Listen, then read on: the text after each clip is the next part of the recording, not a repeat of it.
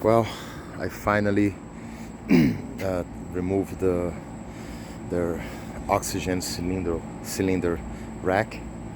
Now, when I open this door on the ambulance, I can see through inside. I don't know yet what I'm gonna do about it, but I removed the big bench that was over there. It was not that hard, to be honest. I thought it would be way harder than this, and I'm already have some space. Let's see when I remove the top, when I remove the back, this side, and the ceiling. Wow, day one.